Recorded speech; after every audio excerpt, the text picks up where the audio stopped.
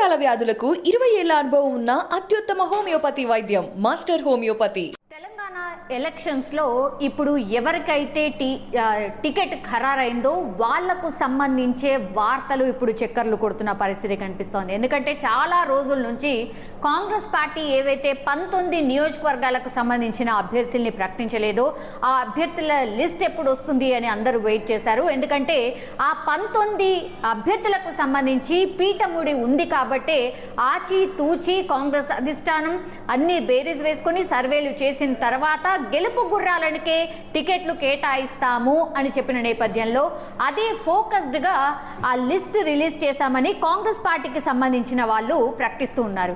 So అందులో నుంచి అయితే వీళ్ళు ప్రకటించింది టోటల్గా 16. అందులో నుంచి ఆల్రెడీ 2 సీట్లను అంటే అభ్యర్థుల్ని మార్చేసింది అనమాట. అదేంటంటే వనపర్తి అండ్ బోత్కి సంబంధించిన అభ్యర్థుల్ని మార్చారు. బోత్ ఇది ఎస్టీకి సంబంధించిన నియోజకవర్గం.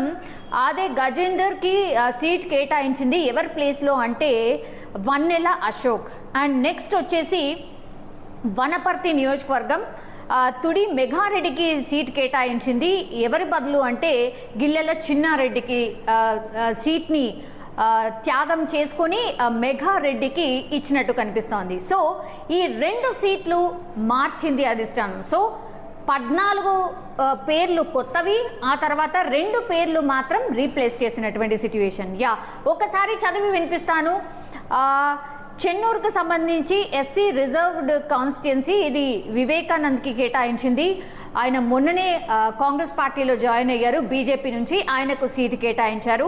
దెన్ ఇంతకుముందు మాట్లాడినట్టు బోత్ ఇది ఎస్టీ రిజర్వ్డ్, అదే గజేందర్కి కేటాయించారు.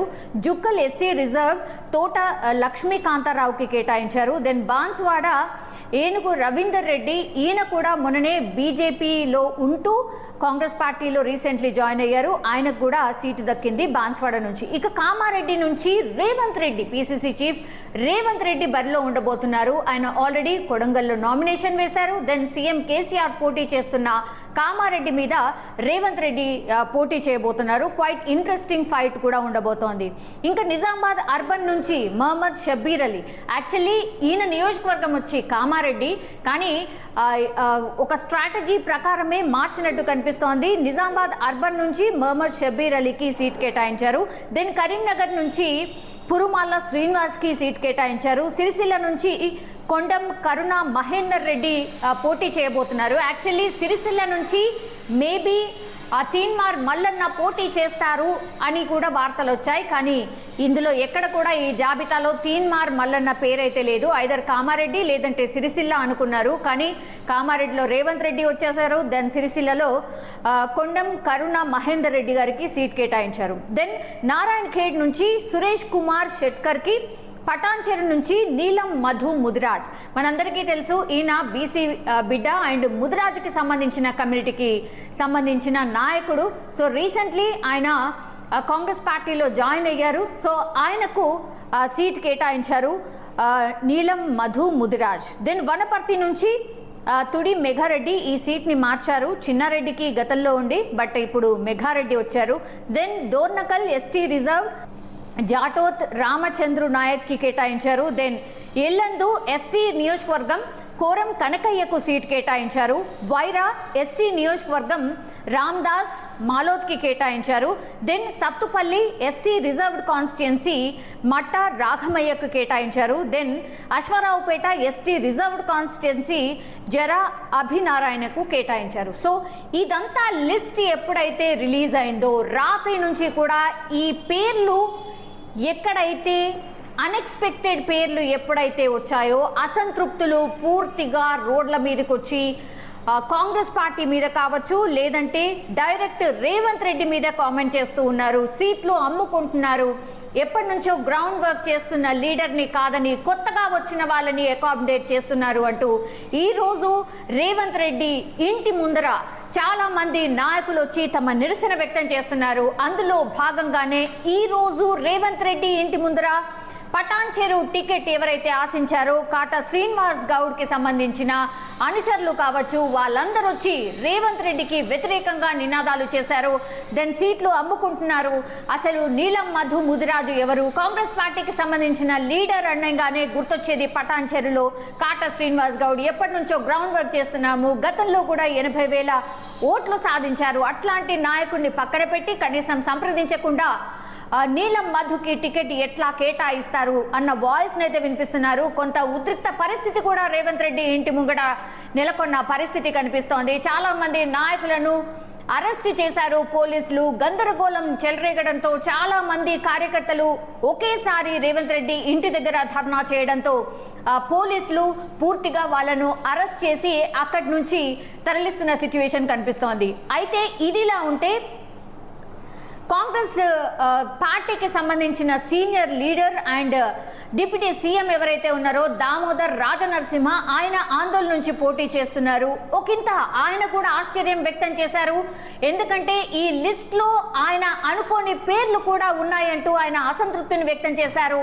చాలా మంది కాంగ్రెస్ పెద్దలు ఆయనకు ఫోన్ చేశారు. ఎందుకంటే నేను ఈ టికెట్స్ విషయంలో అసంతృప్తిగా ఉన్నాను, డెఫినెట్లీ నేను ఏదో ఒక డిసిషన్ తీసుకుంటాను, నేను పార్టీకి రాజీనామా చేయబోతున్నాను అని కాంగ్రెస్ కి సంబంధించిన పెద్దలకు చెప్పినట్టుగా వార్తలు వస్తున్నాయి.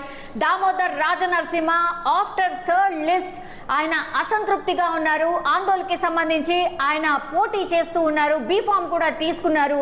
అక్కడే గ్రౌండ్ లెవెల్లో ప్రచారం కూడా చేసుకున్నారు. కానీ థర్డ్ లిస్ట్ వచ్చిన తర్వాత పటాన్ చెరు అండ్ నారాయణ్ ఖేడ్ కి సంబంధించిన టికెట్లు ఎవరికైతే దక్కాయో దానిపైన తాను తీవ్ర అసంతృప్తి వ్యక్తం చేశారు. ఎందుకు ఇట్లా చేస్తున్నారు? గ్రౌండ్ లెవెల్లో ఎవరికైతే బలం ఉందో వాళ్ళకి కాకుండా కొత్తగా వచ్చిన వాళ్ళని అకామిడేట్ చేయడము ఏంటి అని తన అసంతృప్తిని అయితే వ్యక్తం చేశారు. ఒక దిక్కేమో పిసిసి చీఫ్ రేవంత్ రెడ్డి ఇంటి దగ్గర ఉద్రిక్తత, then direct Damodar Rajanarasimha deputy CM గా ఆయన ఉన్నారు, senior leader of Congress party. ఆయననే డైరెక్ట్ గా అసంతృప్తి వ్యక్తం చేసిన సిచ్యువేషన్ కనిపిస్తోంది. ఆయన డైరెక్ట్ గా కొన్ని కామెంట్స్ చేశారు. అప్పటికప్పుడు వచ్చిన వాళ్ళకి టికెట్లు కేటాయించడం ఏంటి, అసలు ఏ సర్వే రిపోర్ట్ ఆధారంగా ఈ టికెట్లు కేటాయించారు అని కూడా ఆయన అసంతృప్తిని వ్యక్తం చేశారు. సో కాంగ్రెస్ పార్టీకి సంబంధించిన పెద్దలు ఆయనను సముదాయించే ప్రయత్నం చేస్తున్నారు. వాళ్ళతో మాట్లాడి కొద్దిగా సంయమనం పాటించు రాజనరసింహ, మేము మాట్లాడతాం, కలుస్తాం, ఏ ప్రాతిపదికన వీళ్ళిద్దరికీ ఆర్ ఈ థర్డ్ లిస్ట్ ఏ ప్రాతిపదికన వీళ్ళకు సీట్లు ఇచ్చాము అనేది కూడా మేము చెప్తాము అంటే కూడా ఆయనను బుజ్జగించే ప్రయత్నం చేస్తున్నారు. కానీ పటాన్ చెరు అండ్ నారాయణ్ ఖేడ్ కి సంబంధించి మాత్రం ఆయన తీవ్ర అసంతృప్తి వ్యక్తం చేస్తున్నారు. ఎందుకంటే ఆయన ప్రపోజ్ చేసిన వాళ్లకు కాకుండా కొత్త వాళ్లకు ఇవ్వడం ఏంటి, గ్రౌండ్ లెవెల్లో పనిచేసుకున్న వాళ్లకు కాకుండా కొత్త వాళ్లకు ఇవ్వడం ఏంటి, పార్టీ ఎట్లా బతుకుతుంది, పార్టీ ఎలాంటి సిగ్నల్ తీసుకెళ్తుంది గ్రౌండ్ లెవెల్లో అని ఆయన మాట్లాడి అసంతృప్తి వ్యక్తం చేసిన సిచ్యువేషన్ కనిపిస్తోంది. సో ఆఫ్టర్ థర్డ్ లిస్ట్ ఇంత అసంతృప్తి అయితే చెలరేగింది కాబట్టి ఇప్పుడు కాంగ్రెస్ పెద్దలు ఏం చేయబోతున్నారు? ఎందుకంటే ఇంత లాస్ట్ స్టేజ్లో టికెట్లు 19 నియోజకవర్గాలకు సంబంధించి ప్రకటించారు అంటేనే ఇవి డెఫినెట్లీ పీఠముడి ఉన్నటువంటి సీట్లు అండ్ దెన్ ఇష్యూస్ ఉన్న సీట్లు కాబట్టే ఇంత ఆచి తూచి కంప్లీట్గా ప్లాన్ వేసుకుని రాత్రి 10 దాటిన తర్వాత ఈ లిస్ట్ని అయితే అనౌన్స్ చేసింది కాంగ్రెస్ పార్టీ. అయినా సరే వెంటనే అసంతృప్తి, ఎస్పెషల్లీ వనపర్తి అండ్ బోత్కి సంబంధించిన నియోజకవర్గాల్లో అసంతృప్తి ఉంటుంది అనుకున్నారు. ఎందుకంటే అక్కడ అభ్యర్థుల్ని మార్చారు, కానీ అక్కడి నుంచి ఎక్కువ అసంతృప్తి రావట్లేదు. పటాన్ చెరు అండ్ నారాయణ్ ఖేడ్ కి సంబంధించి మాత్రం చాలా అసంతృప్తి వ్యక్తమవుతోంది. అండ్ అందులో భాగంగానే దామోదర్ రాజనరసింహ కూడా రియాక్ట్ అయ్యారు. మరి కాంగ్రెస్ పెద్దలు ఇప్పుడు ఏం చేయబోతున్నారు? వెళ్ళి దామోదర్ రాజనరసింహను కలవబోతున్నారా? ఆయనకు నచ్చ చెప్పబోతున్నారా? ఏం చెప్పబోతున్నారు?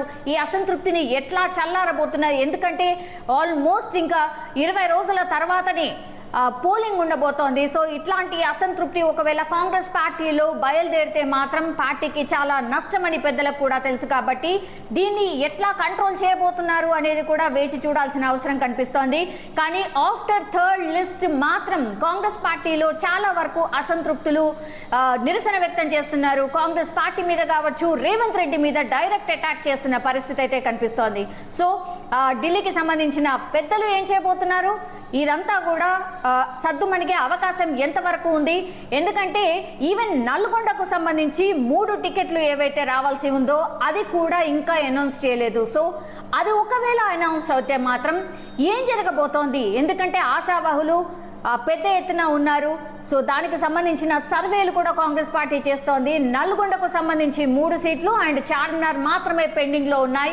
సో ఏం జరగవచ్చు? కాంగ్రెస్ పార్టీ ఈ లిస్ట్ ఒకవేళ ఈ 4 పెండింగ్లో ఉన్నటువంటి పేర్లు ఒకవేళ బయటపడ్డ తర్వాత ఇంకా ఎట్లాంటి అసంతృప్తి కాంగ్రెస్ పార్టీకి సంబంధించిన నాయకులు ఎవరైతే సీట్లు ఆశించారో వాళ్ళకు రాకపోతే ఎట్లాంటి రియాక్షన్ వచ్చే అవకాశం కనిపిస్తోంది? సో చూడాల్సిందే.